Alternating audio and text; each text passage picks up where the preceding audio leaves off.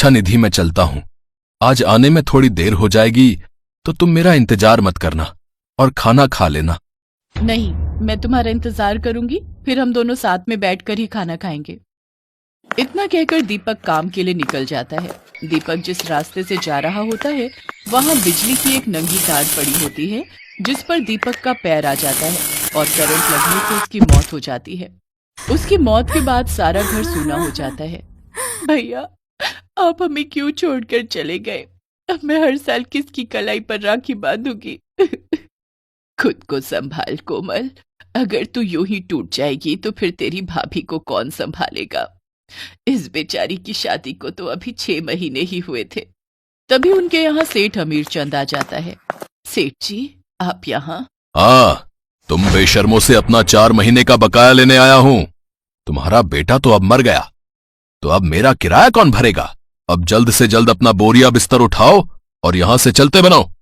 मैंने कोई धर्मशाला नहीं खोल रखी जो तुम भिखारियों को यहां मुफ्त में रहने दूं, समझे? हम पर थोड़ी मेहरबानी कर दीजिए सेठ जी, इन सर्दियों में हमें यहाँ रहने दीजिए।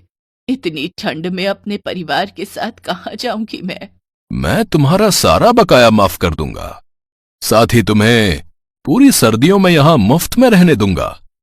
लेकिन उसके लिए मेरी एक शर्त है। कैसी शर्त सेठ जी? मैं तुम्हारा सारा किराया माफ कर दूंगा अगर ये कोमल मेरे साथ 4-5 दिन गुजार ले तो। तभी निधि गुस्से में सेठ जी को जोरदार थप्पड़ मार देती है, जिसके बाद सेठ जी उन सबको धक्का देकर घर से बाहर निकाल देता है। तीनों कड़ाके की ठंड में ठिठुरते हुए सड़क पर चली जा रही थी। अब क्या होगा माँ? अगर मैं कुछ देर और इतनी कड़कड़ाती ठंड में रही तो मुझे लगता है मैं मर ही जाऊंगी। ऐसा मत बोल कोमल, तेरी भाभी है ना, कि तुझे कुछ नहीं होने देगी। वो तीनों अपने गांव चली जाती हैं, जहां उनकी एक पुरानी झोपड़ी होती है, जिसमें आकर वो रहने लगती हैं। माँ जी, मैं जंगल से जाकर कुछ लकड़ियां ले आती हूँ आग जलाने के लिए। कोमल आग सेकेगी तो इसे ठंड नहीं लगेगी।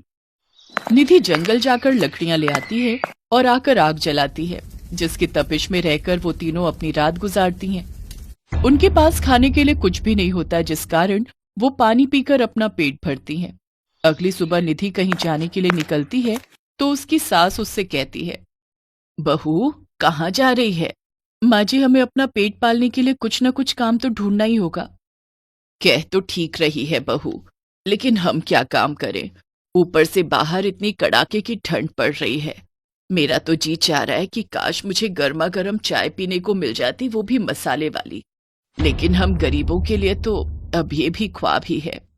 वो दोनों आपस में बात कर ही रही होती हैं कि तभी उनकी झोपड़ी के बाहर किसी के रंभाने की आवाज आती है।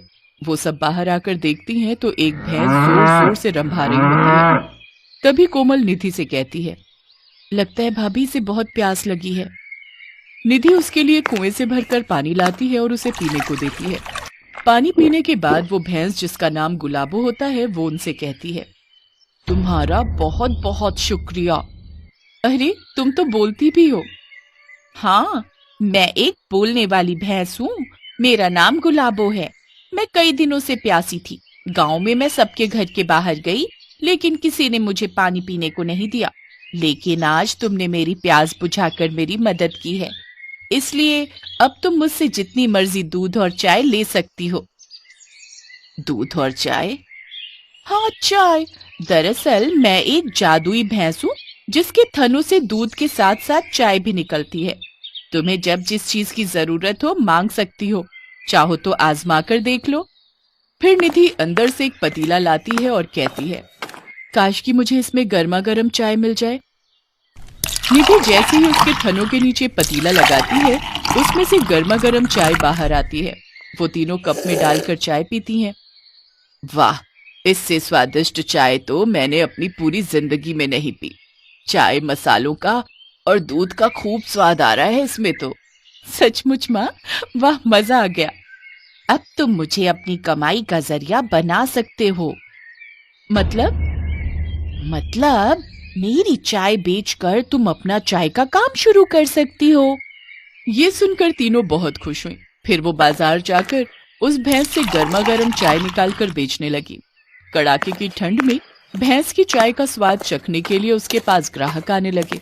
अब तो बाजार की सभी दुकानों से लेकर बाजार में आए सभी ग्राहकों तक हर कोई गुलाबो भैंस की चाय के दीवाने हो गए। लोग दूर दूर से उसकी चाय चखने के लिए आने लगे। 10 रुपए की एक कप चाय बेचकर वो तीनों दिन भर में 2-2 हजार और उससे ज्यादा की कमाई करने लगी, जिससे उनकी खूब आमदनी होने लगी, जिससे वो तीनों अब पेट भर कर खाना खाने लगी। साथ ही कुछ समय बाद उन्होंने अपना पक्का घर बनवा लिया और जरूरत का हर सामान ले लिया। अब वो सब गुलाबों के साथ साथ खुशी खुशी रहने लगे।